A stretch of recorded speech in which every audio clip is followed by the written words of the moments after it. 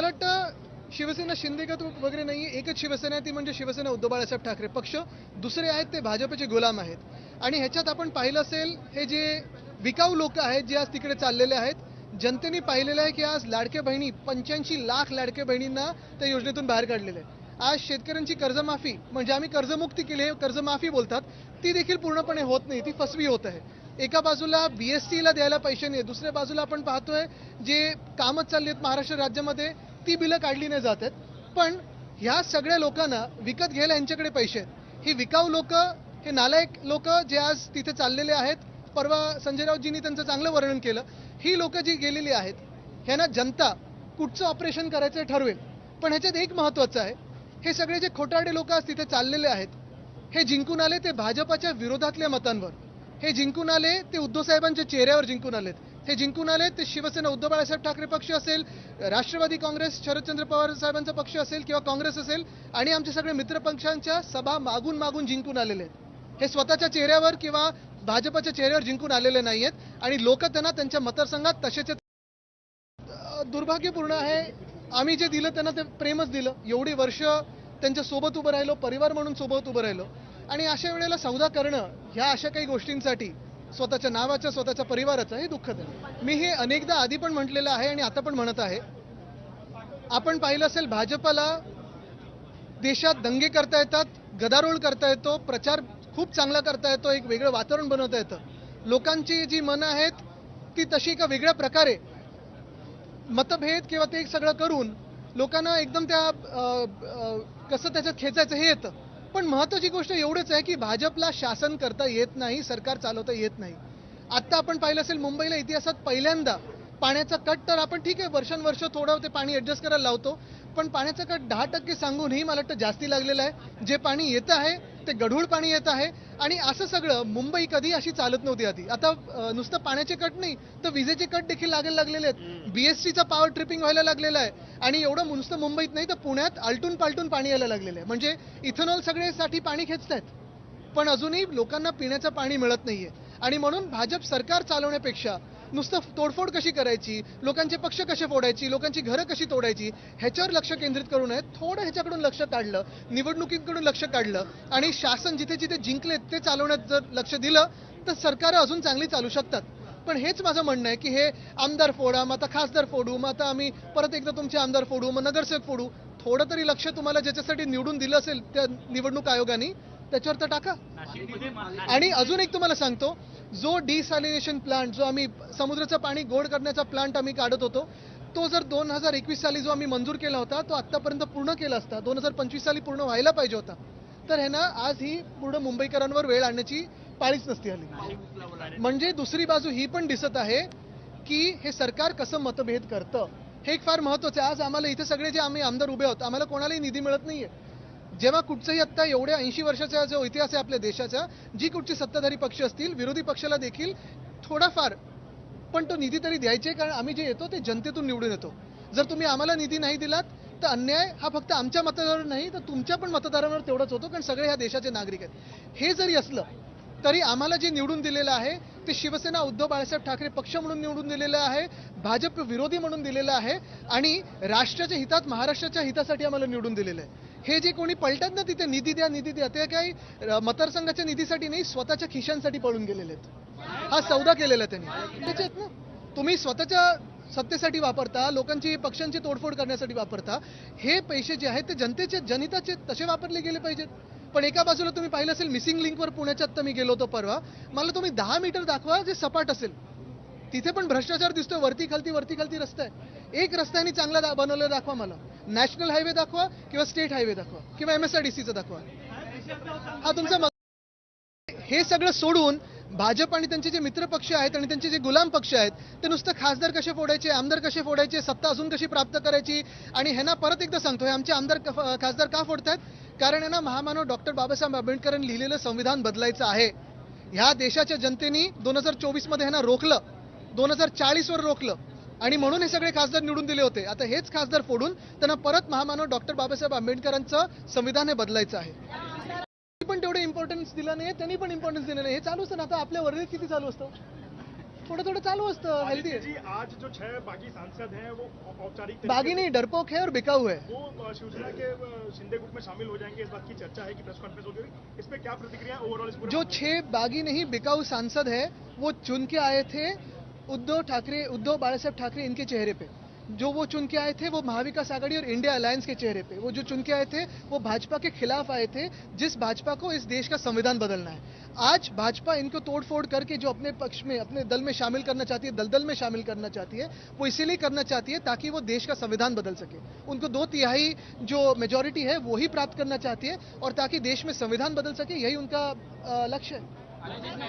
दो दिन पहले एक एक एक एक असं करूया. पिछली बार जो शिवसेना में टूटी थी उसके बाद जो कानूनी लड़ाई थी वो लंबी चली, अब तक खत्म नहीं हुई है. दूसरी बार ये लड़ाई आप कैसे जीतेंगे, इसके लिए क्या करेंगे? और गोवा का भी केस पेंडिंग है. यही तो बात है. अगर इस देश में कानून व्यवस्था है, न्याय प्रक्रिया है, तो हम यही अपेक्षित करते हैं कि न्याय हमें मिले. ये न्याय सिर्फ हमारे पार्टी के लिए नहीं है. जैसे आज हमारी पार्टी को तोड़ा है, वैसे आम आदमी पार्टी को भी तोड़ा, टीएमसी को तोड़ा है, कल कोई भाजपा को जाके तोड़ेगा. लेकिन क्योंकि ऐसे राक्षस तो उधर भी जा सकते हैं. लेकिन यही बात है कि अगर हम कानून से चले, क्या हम संविधान से चले, तो फिर इस देश में संविधान का अगर राज्य हो और संविधान का राज हो तो हमें न्याय मिलेगा. यही अपेक्षा है और अगली तारीख जब है तभी न्याय मिलेगा, यही हम अपेक्षा कर रहे हैं. पार्टी में जो फूट हो रही है वो बात ये कह रहे हैं कि हमें फंड नहीं मिल रहा था, इसलिए जाना जरूरी. अपने कार्यकर्ताओं से बात करते हुए कहते हैं क्या सत्ता के साथ जाना बहुत जरूरी है, क्योंकि क्या कभी उन्होंने आपके पास ये शिकायत की थी? क्या सिर्फ फंड? हम सारे जो यहाँ विधायक हैं, हमें भी जो स्पेशल फंड है वो कभी नहीं मिलता है. वैसे ही ना सांसदों को मिलता है. लेकिन ये लड़ाई फंड के बारे में नहीं है. लोग भी समझते हैं कि ये भाजपा का जो शासन है वो शासन पे नहीं ध्यान देता है. आज देखो किसानों का कर्जा माफ नहीं हुआ है ठीक तरीके से.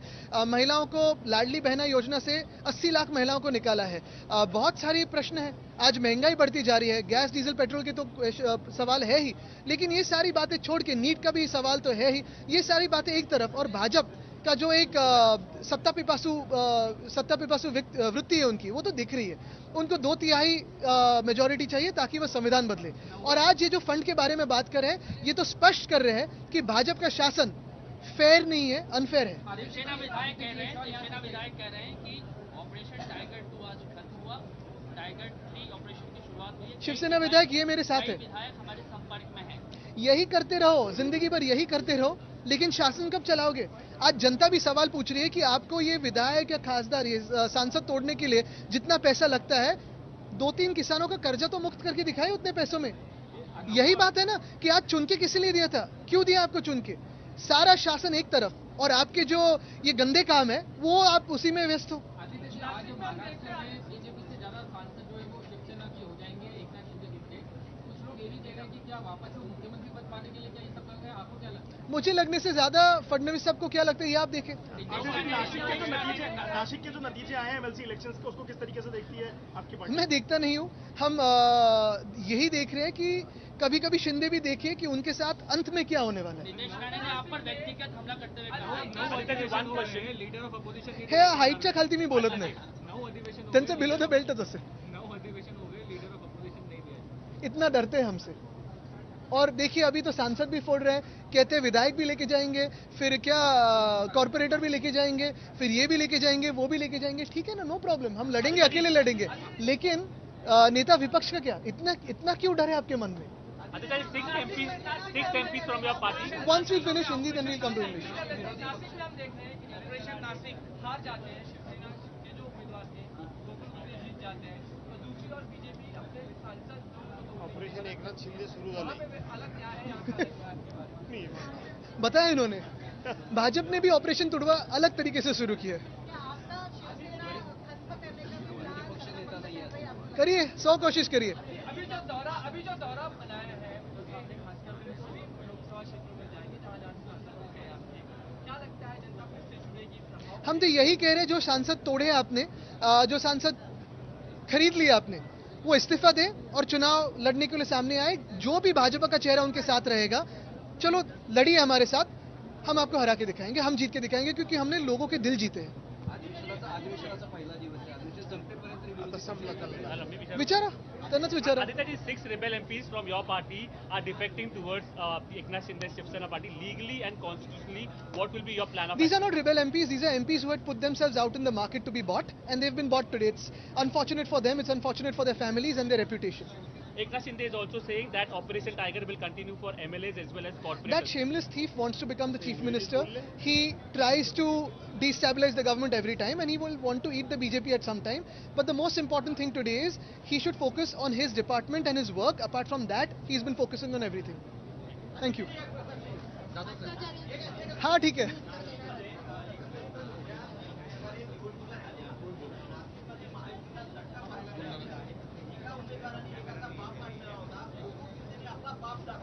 मला वाटतं सगळ्या घाणेरड्या राजकारणाला बाजूला ठेवून दोस्तो हो, हे होते आदित्य ठाकरे.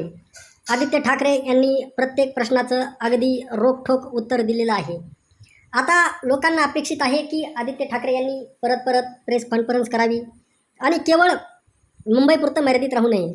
स्वतःच्या मतदारसंघामध्ये सुद्धा स्वतः जाऊन लक्ष घालणं गरजेचं आहे. आठवड्यातून 15 दिवसातून एखाद्या वेळेस स्वतःच्या मतदारसंघामध्ये जाणं गरजेचं आहे.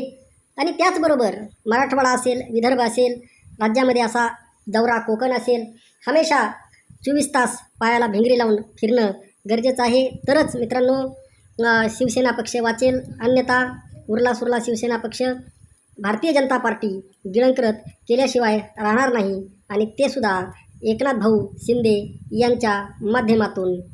आपलं मत नक्की कळवा.